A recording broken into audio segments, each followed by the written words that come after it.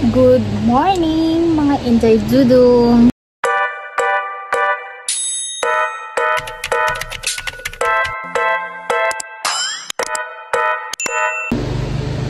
Ayun pala yung pusa namin tayo. Pusa ng kapitbahay. Nanguhuli dito ng ng daga. So ngayon dahil magluto tayo ng ulam na rin dahil pang umagahan natin dahil luto tayo ng itlog. Itlog yung lulutuin ko dahil tapos ako magsangag. Diyan muna kayo mga day. Yan. Diyan muna kayo.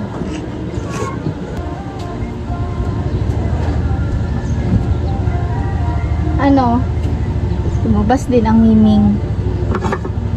Walang ulam dito.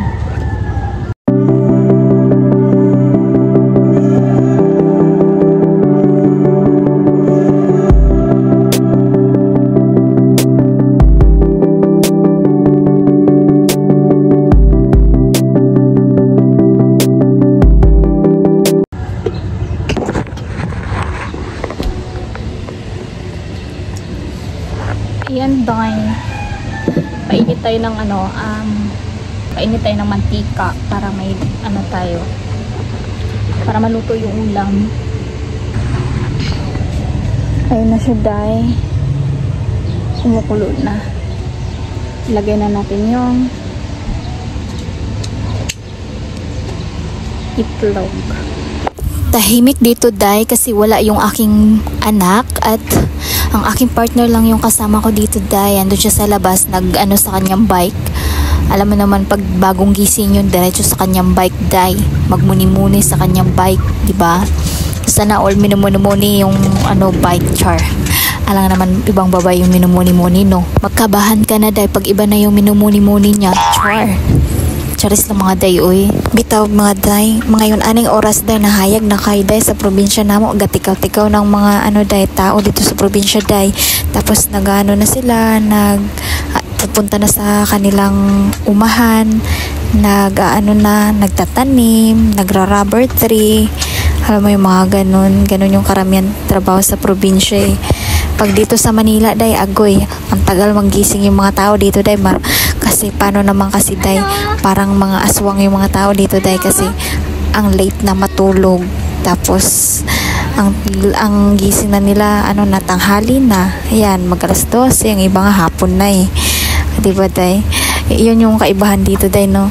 Kaya maganda talaga sa probinsya day, no?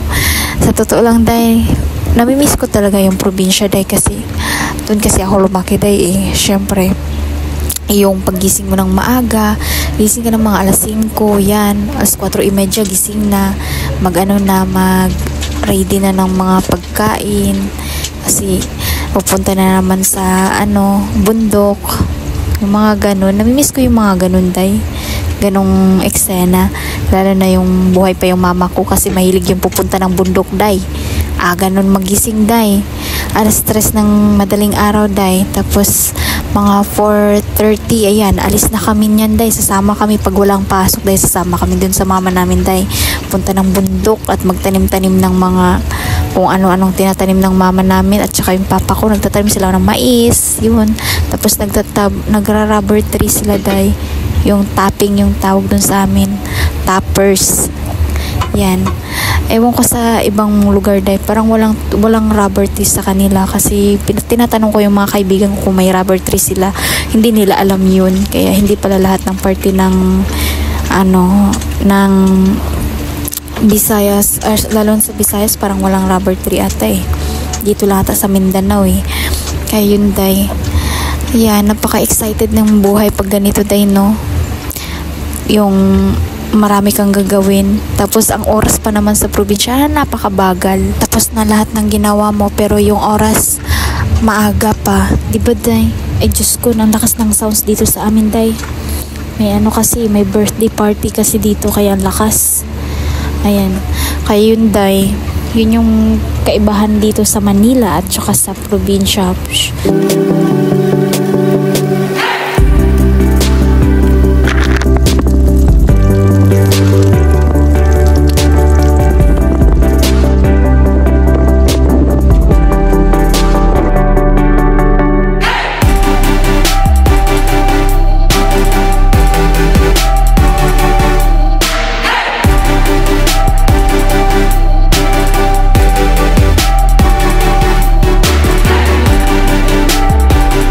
i-ready ko muna tong mga recado day kasi magigisa tayo ng kanin day para partner natin dito sa itlog at saka yung piniprito kong dilata day, yung meatloaf.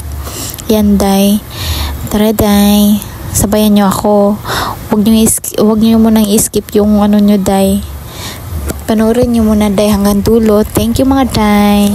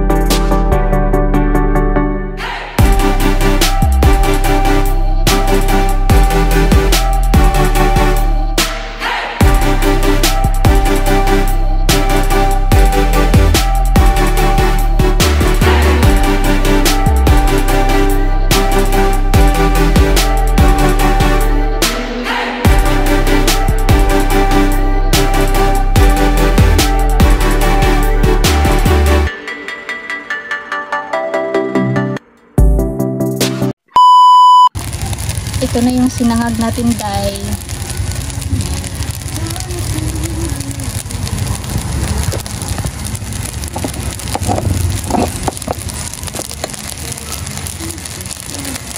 Ayan. 2,000 years later.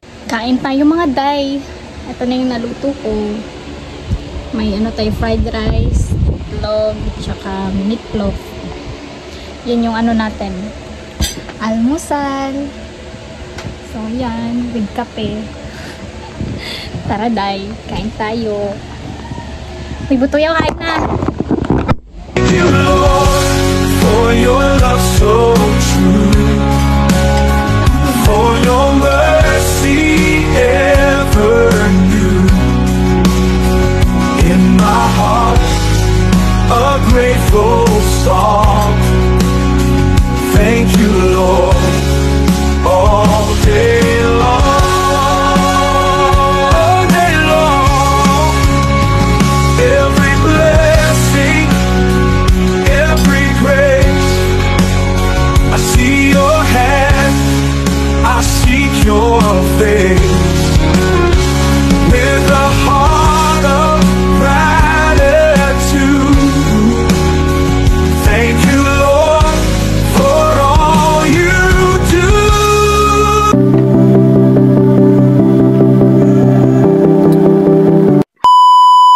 Hello, day. Alis muna kami. Pupunta muna kami sa bahay ng aking biyanan, day. Kasama ko ang aking partner kasi day off niya at yung anak ko. At nagdala kami ng kunting salo-salo namin doon, day. Maghahatpat kami doon, day, sa kanila. Yung Chinese food, day. Masarap din kasi yun, day. Ayan, para banding-banding lang ba, day? Ayan din yung asawa kong nagkakarga. Yung anak ko, nauna na, day. So, sobrang excited. Ayan, nagtakbo-takbo na, day. Kasi may kalaro na naman siya doon, day, yung mga kaibigan niya doon sa building at saka yung mga tito niyang maliit, yan, at pinsan niya. Kasi nga wala siyang kalaro sa bahay, day, kaya excited na umalis. Diyan kami sa building, mga day. Diyan kasi yung biyanan namin. Ako pala. Mama niya. Mama ng aking partner. So yun, yung anak ko nauuna na, excited kasi maglaro eh. Excited makipaglaro sa mga kakilala niya sa building ito. Ha? Iniwan mo eh. Ayan.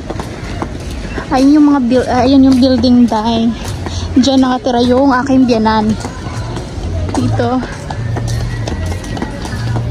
Dati din kami nakatira dito, day. Kaso lang, nagbukod na kami. Kasi masyadong marami na dun sa kanila. Sa aking partner. Ayan siya. Day off niya kasi ngayon, kaya yun. Nagpasyahan namin na magsalo-salo doon sa kanila. Dito sa building. Ayan. Mukha. lagi. Ayan. Kaya nga. Dati guys, ano lang, maliit lang yan. Ngayon, malaki na. Tinaasan ng tinaasan. Yan, pasok na tayo dito, Day. Yung anak ko, oh. Nag-una na. Excited.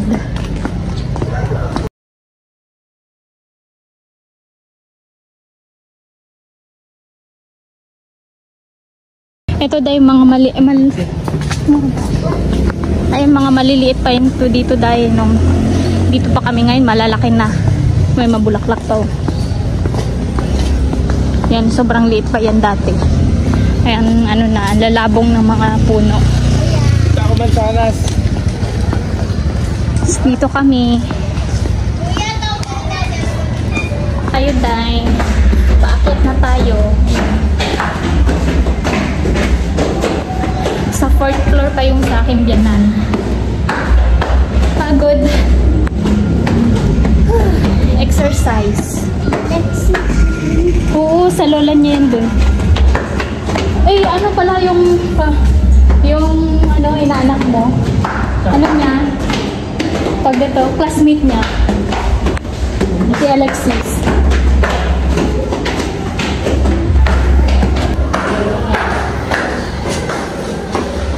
Tingnan yung view, Day. Diba? Ang ganda ng view. Oh. Tingnan yung mga bahay. Dito na pala kami sa Day, 4th floor. Nakakahingal, Day. Diyos ko, Day. Tapos ang daming mga bahay-bahay dito, Day. Ayan. Tapos dito na yun sa bahay ng biyanan ko, mga Day. At dito na nga kami, Day, sa loob. At dito na yung kapatid ng aking partner at saka yung pamangkin niya. At wala pa yung iba niyang kapatid, Day, kasi nga may mga work at saka may mga umaalis. May mga lakad. Saka yung Mother Earth namin at saka yung papa niya nasa work at yung mama niya may lakad. Kaya maya-maya umuwi din yung mama niya. Uuwi din. Ayun. So, hanggang dito lang muna, Day. At magluluto din kami ng aming, mag-prepare pala ng aming kakainin, mga Day. Kain tayo, mga Day. Mga Inday Dudong.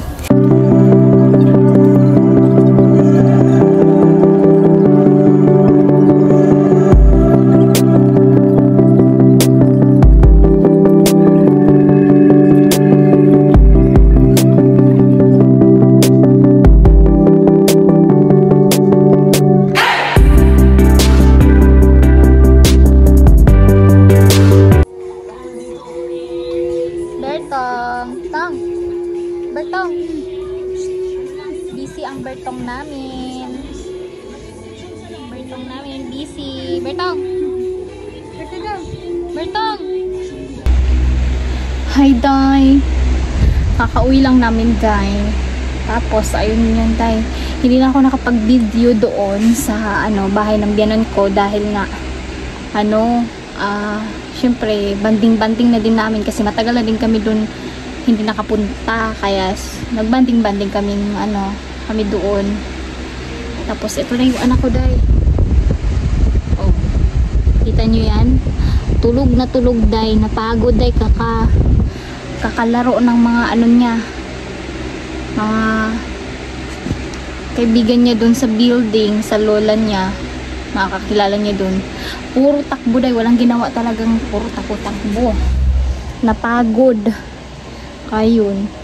Hindi na ako masyadong nakapag-video doon, Day, kasi nga syempre na din namin privacy ba, banding-banding na din namin para hindi na istorbo sa kanila na para mag-video pa ako. So ayun, muna kami, happy muna ba, kasi bihira lang talaga kami umuwi doon, pupunta doon, Day, kasi nga mga busy din. Tsaka may pasok yung anak ko, kaya hindi kami pangkapunta-punta doon. Ayun. For today's video, Day. Bye! Good night, mga Inday. Good morning, mga Day. Pasok ko muna yung anak ko, mga Day. Ayan siya. Ihatid ko muna sa school.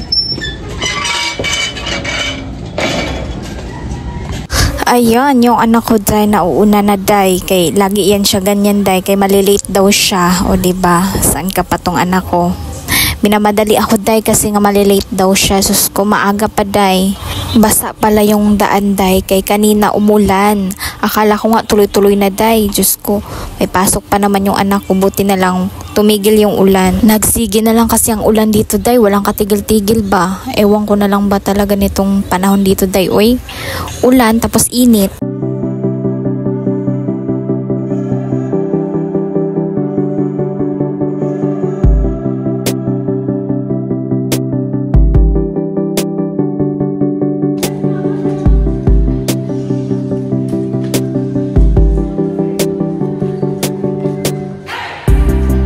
Nahatid ko na yun sa school ang anak ko day. So dediretso ako dito sa palengke para bibili ng aming ulam day. Kasi day off na din ng aking partner day. So tara, samahan nyo ako bumili sa palengke day.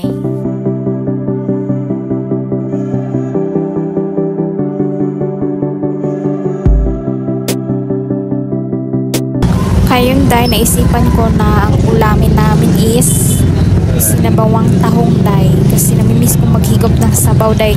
Tapos umuulan pa nito day. Ayan, sarap to day. Perfect sa ulam to day. Tapos higop-higop sabaw. Ano ba kalahati? Pumunta ako dito sa kabila day. Kasi bibili ako ng mga pangsahog namin day. At saka yung mga rekado day.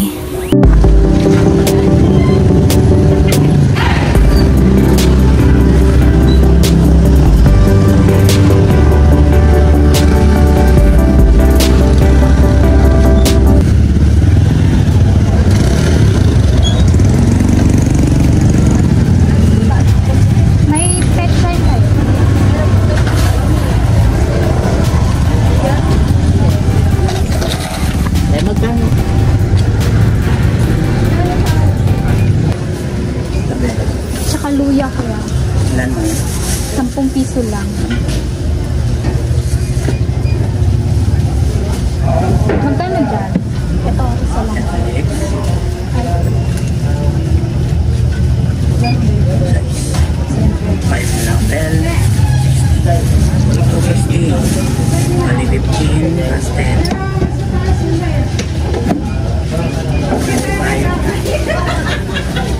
Paano lang?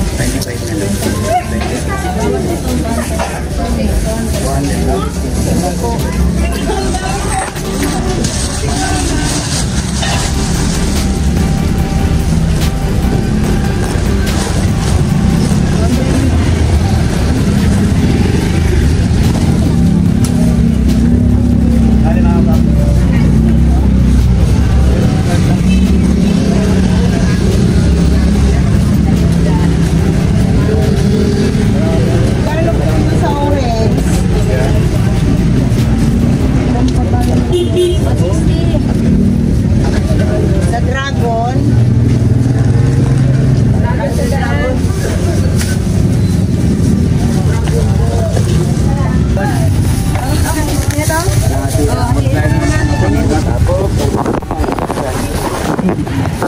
Amatis magkano? 120, 44 ang peso. Nakapamalengke na ako dahil. So ayan, pauwi na tayo. Wala masyadong ano. Ayan. Dito na tayo dahil.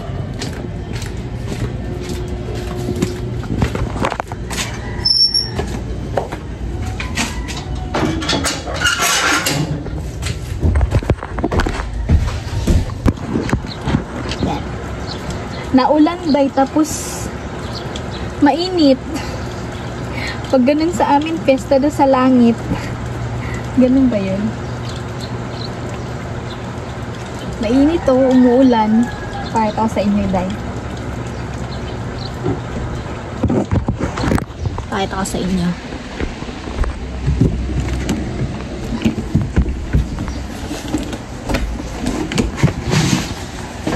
Ayun. Yan day. Umuulan pero mainit ka. Luto nyo ba, day? Pero mainit, day. Sabi kasi sa amin, sa mga matatanda, ano daw, fiesta sa langit, kaya daw umuulan. Kahit painit. Yan yung mga sabi ng mga matatanda. Pero di ako naniwala nun, day.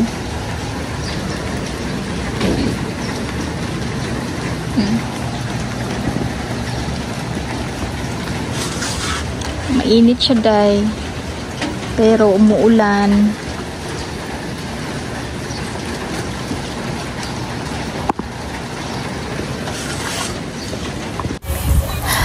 Mag-prepare muna ako ng lulutuin ko, day, para makakain na din tayo, day, kaya nagugutom na din ang inday nyo, day. So tara, day, samahan niyo ako sa pag-prepare. At bumili din pala ako ng dragon fruit, day, para may panghimagas tayo pagtapos kumain.